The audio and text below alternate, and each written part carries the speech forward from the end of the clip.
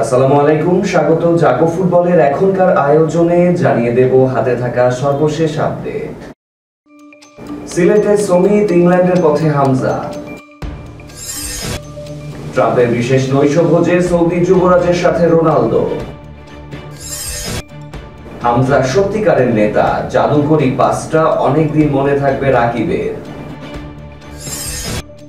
পেলের ব্র্যান্ড কিনল নেইমারের বাবার প্রতিষ্ঠান। রেকর্ড করে বিশ্বকাপে খেলবে 1.5 লাখ জনসংখ্যার দেশ কুরাসাও। শিরোনাম শুনছিলেন, এবার জানাবো বিস্তারিত। স্বপ্নের এক রাত কাটিয়েছেন দুজন, হামজা চৌধুরী এবং সমিত সোমদের। বাংলাদেশ ফুটবলে 22 বছর পর হারিয়েছে ভারতকে। সেই আনন্দ সঙ্গী করে সিলেটে পরিবারের কাছে গেছেন সমিত। ভারত পথের অন্যতম নায়ক হামজা আছেন ইংল্যান্ডের পথে। জানা গেছে হামজা চৌধুরী বুধবার সকালে ইংল্যান্ডের উদ্দেশ্যে দেশ ছেড়েছেন। ফিফা উইন্ডো শেষে দ্রুত তাকে ইংল্যান্ডের লেস্টার সিটিতে যোগ দিতে হবে। সমিতের কানাডা লিগ বিরতি আছে, তাই তিনি দেশে থাকবেন কয়েকদিন। আজ তাই পরিবারের সাথে সময় কাটাতে সিলেটে গেছেন আমেরিকান প্রবাসী জায়ান আহমেদ। বৃহস্পতিবার বাবার সাথে ঢাকা ত্যাগের কথা রয়েছে। স্থানীয় ফুটবলাররাও সকালে টিম হোটেল ছেড়েছেন।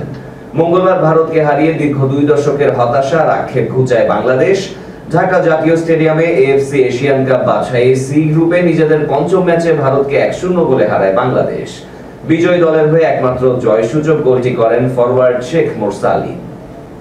বিশ্বের প্রভাবশালী নেতা এবং ব্যবসায়ীদের নিয়ে বিশেষ এক নৈশভোজের আয়োজন করেছিলেন ডোনাল্ড ট্রাম্প ও তার স্ত্রী মেলানিয়া ট্রাম্প। সেখানে উপস্থিত ছিলেন পর্তুগিজ মহাতারকা ক্রিস্টিয়ানো রোনালদো এবং ইলন মাস্ক। হোয়াইট হাউসে ডিনারের শুরুতে প্রেসিডেন্ট ট্রাম্প রোনালদোর সাথে সাক্ষাতের বিষয়টি উল্লেখ করে বলেন, আমার ছেলে রোনালদোর বিশাল ভক্ত।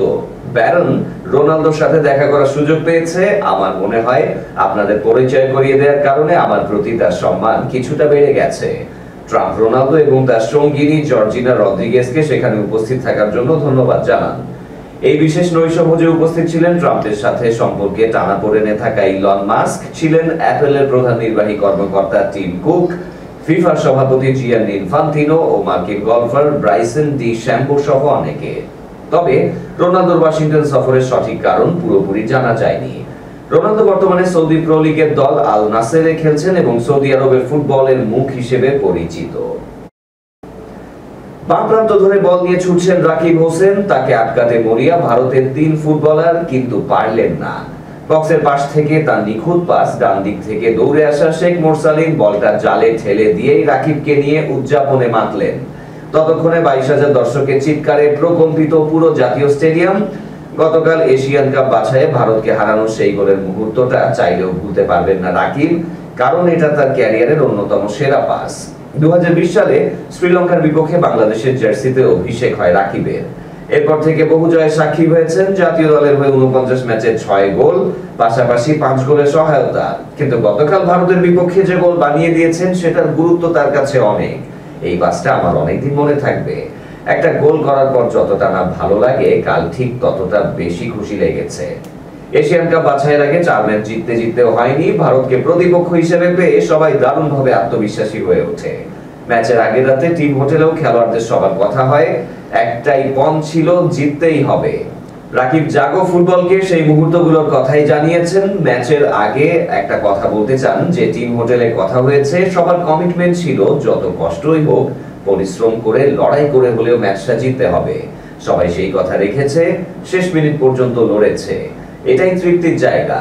গত 25শে মার্চ শিলং থেকে দেশের ফুটবলে যে নবযাত্রা শুরু, তার পূর্ণতা এসেছে এই জয়ে। এর পেছনে বড় অবদান হামজার। পুরো দলকে উজ্জীবিত করার কাজটা নিয়মিতভাবে করছেন তিনি। রাকিবের কাছে হামজা সাধারণ একজন সতীর্থ নন, সত্যিকারের নেতা। হামজা শুধু আমাদের টিমমেট নন, তিনি নেতাও। তিনি সবসময় আমাদের অনুপ্রেরণা দেন। ভারত ম্যাচের আগেও সাহস জুগিয়েছেন, কেউ ভুল করলেও সাপোর্ট দেন। দেশের ফুটবল নিয়ে হামজাকে ঘিরে যে উন্মাদনা শুরু হয়েছে, আগামী 4 মাসের জন্য সেই উন্মাদনায় খানিকটা বিরতি করতে পারে। কেননা বাংলাদেশের পরবর্তী ম্যাচ আগামী 31শে মার্চ সিঙ্গাপুরের বিপক্ষে। 2 হলুদ কার্ড দেখায় সেই ম্যাচ খেলা হবে না রাকিবের। না খেললেও বাংলাদেশের জয়ের ধারা অব্যাহত থাকবে বলে আশাবাদী এই উইঙ্গার। 2 হলুদ কার্ড দেখায় আমি সিঙ্গাপুর ম্যাচে খেলতে পারবো না। আমি না থাকলেও আশা করি সেই ম্যাচেও 3 পয়েন্ট পাবে বাংলাদেশ। শুধু রাকিব নয়, 2 হলুদ কার্ড দেখায় সিঙ্গাপুর ম্যাচ খেলা হবে না তপু বর্মনেরও। এবছর সব মিলিয়ে 8টি ম্যাচ খেলেছে বাংলাদেশ। জয় পেয়েছে দুটিতে, তার মধ্যে ভারতকে হারানোই বড় প্রাপ্তি। কেননা এই জয়ে 22 বছরের অপেক্ষার অবসান হয়েছে। রাকিব তাই এই জয়কে সামনে রেখে এগিয়ে যাওয়ার কথাই বলছেন। এবছর আমরা সবকটি ম্যাচ ভালো খেলেছি, কিছু ভুল ত্রুটির জন্য হয়তো জিততে পারেনি, সবাই একটা জয়ের অপেক্ষায় ছিল। শেষ পর্যন্ত জয়টা পেলাম, এখন আর পেছনে ফেরার সময় নেই, এগিয়ে যেতে হবে। বলতে পারেন এটা আমাদের নতুন শুরু। নেইমারের বাবার মালিকানাধীন এনআর স্পোর্টস নামের কোম্পানি দীর্ঘ দর কষাকষির পর $18 মিলিয়ন বা বাংলাদেশি মুদ্রায় 220 কোটি 25 লাখ টাকায় কিনে নিয়েছে কিংবদন্তি পেলের ব্র্যান্ড। এর আগে ব্র্যান্ডটি ছিল স্পোর্টস 10 নামে একটি আমেরিকান এজেন্সির কাছে। ব্র্যান্ড হস্তান্তরের আনুষ্ঠানিক ঘোষণা আগামীকাল বুধবার সান্তোসের পেলে জাদুঘরে দেয়া হবে। এই দিনটি পেলের 1000তম গোলের বার্ষিকীও বটে। ফুটবলের রাজাখ্যাত পেলে ঐতিহাসিক গোলটি করেছিলেন 56 বছর আগে ভাস্কো ও সান্তোসের মধ্যকার একটি ম্যাচে। পেলে ব্র্যান্ডটি সর্বকালের অন্যতম সেরা এই ফুটবলারের ছবি, নাম, পণ্যের লাইসেন্স, ঐতিহাসিক আর্কাইভ এবং অন্যান্য সম্পদ ব্যবহারের অধিকার অন্তর্ভুক্ত করে।